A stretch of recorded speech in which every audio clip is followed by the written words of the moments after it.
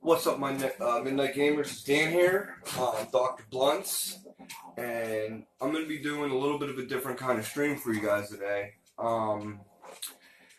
This one is more along the lines of a discussion stream. Let me go. This is one of my first ones, so I'm trying to get the lighting good on here. Maybe dim the picture a little bit. I don't know. Fuck it. But so, what this discussion is lately there's been a lot of drama going on with Blizzard. Video game fans just aren't happy with what's going on right now with what the companies are doing, and I understand what's going on now, and I think a lot of this is like what EA has done. EA's paid dearly for it. As you can see, Battlefield 5 is not selling well at all. And it's not because, Battlefield 1 was great. Their beta came out and they sold like crazy for it. I love that game. I played it a bunch. But I think since then they've had some really bad shady qualities and some shady practices. And that really stuck with some gamers. Okay, so EA is paying dearly for this right now. And it's just a prime example of, gamer versus the game company itself. Okay, it's almost like music fans against the labels and stuff like that. It's the same idea.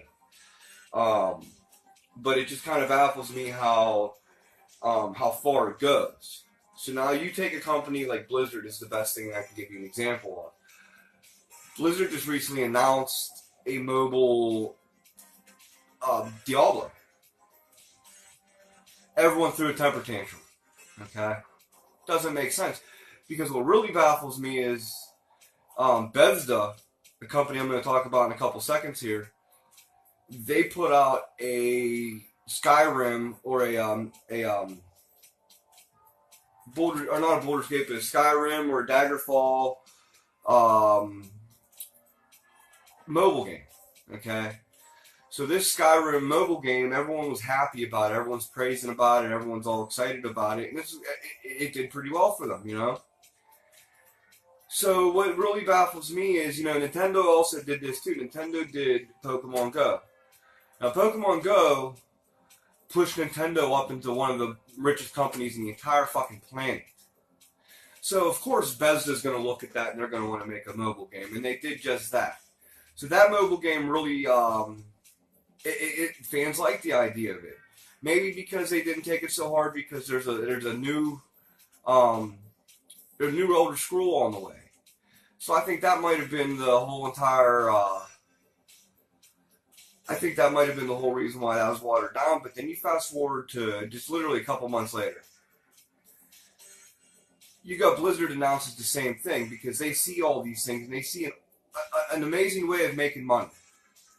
So they put this out and they get booed completely. And not only that, but they get people come up there asking if it's an April Fool joke early and stuff like that. Which, whatever, that's kind of funny, And gamers are going to be outspoken. But I can't believe with such heat it took it.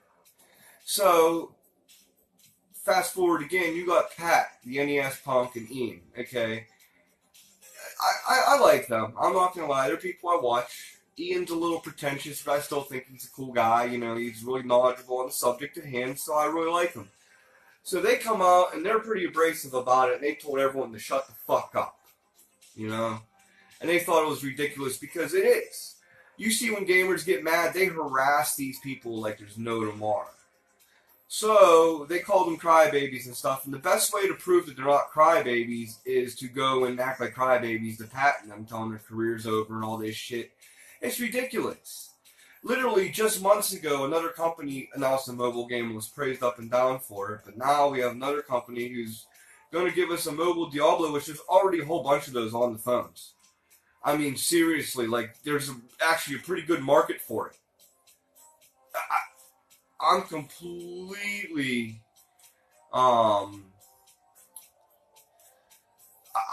baffled by this. So when they got the heat for that and everything, and you got these other YouTube stars coming out there and degrading Pat, saying no, gamers aren't crybabies and stuff. Actually, you guys doing that, not you guys, but them doing that makes them seem like crybabies, and that's just insane. So I'm really baffled by this and the mishmash of everything like this, and the fact that they're mad that he said shut the fuck up. Let's get realistic here. Gamers are one of the last frontier of offensive material. We still love gore. We still love swearing. We still love sex. All this stuff, okay, is untouched by all this social justice shit going on in the world today. Gamers use racial slurs as everyday nouns and adjectives. So why are they offended by a YouTube star coming out and saying, shut the fuck up? Especially when one of their close friends is the angry video game nerd that tells everyone to shut the fuck up and is just mean and aggressive in general. I mean, I can't even go on online games anymore and play a first-person shooter that's multiplayer without hearing the N-word used religiously. It's like hearing the word yes and no or and, it, the. So, I mean, gamers getting offended is baffling to me because the main thing is, they still, like I said, they still are the last frontier of who the fuck cares, you can't offend me.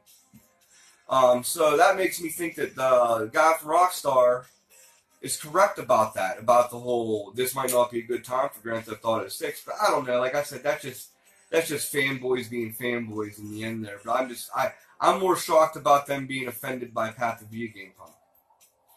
So now I'm going to move on to Bethesda. And this is going to be a little bit weird because everyone's dogging Bethesda right now, and I'm actually going to stick up for them, okay?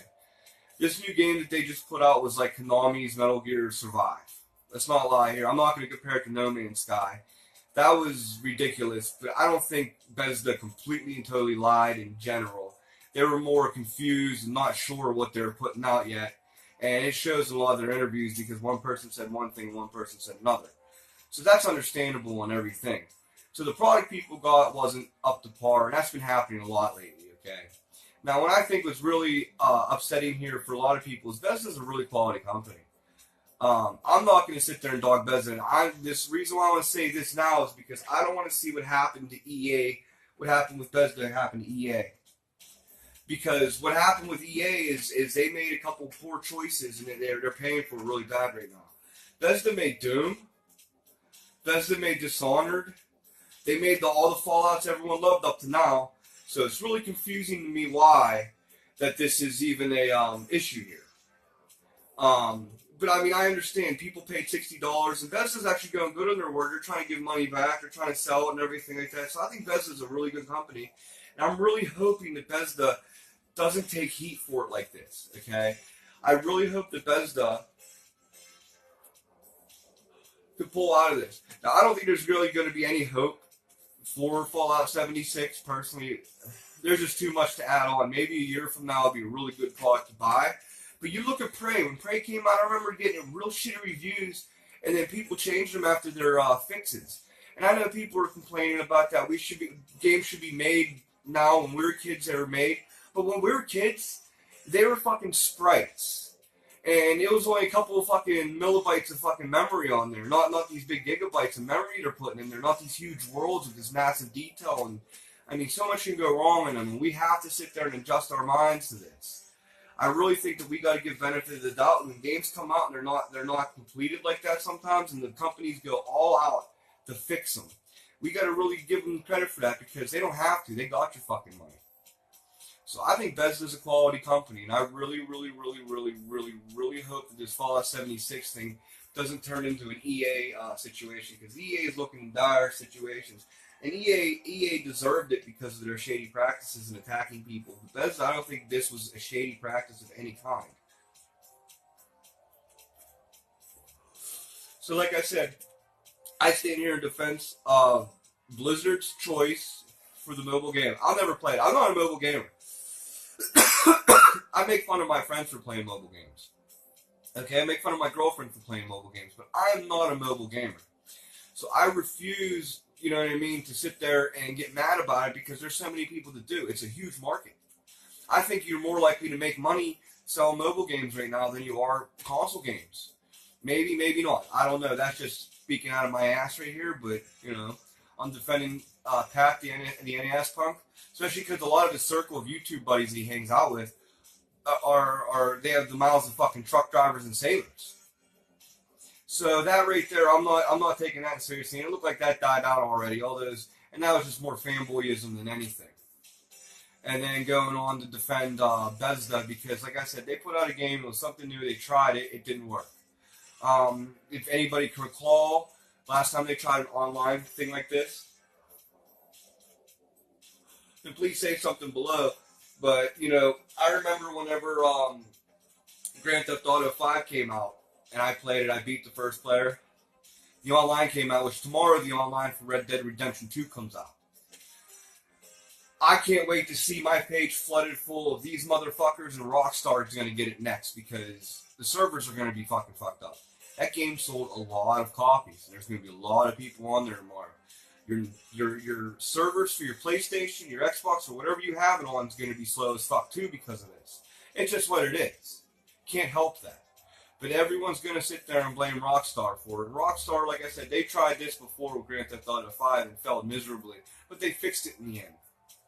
So, that's why I wanted to do this one. I'm going to maybe do some more discussion things like this, you know. And then I'm going to work on my history one. I'm going to sit there and adjust. This was kind of like a nice little preview here. But I got to get going here. My girlfriend's trying to call me right now. And I'm glad you guys watched this. And please post below and hear your opinions on this situation. I think it's a really good discussion. And if you're for these people, if you're against these people, there's no right or wrong answer. We all have our opinions. So please, in the comments below, post your opinions on this whole thing. Because like I said, there's two sides to everything. Are you a Diablo fanboy? Did you want a console game? Do you feel betrayed by Blizzard? Are you siding with Blizzard? Are you excited about this new mobile game? Are you going to play it? Same with NES Punk. Are you a fan? Okay, I got to go here. My girlfriend's trying to call me, so I'll talk to you guys later. Yes, I'll let you put this on YouTube, buddy.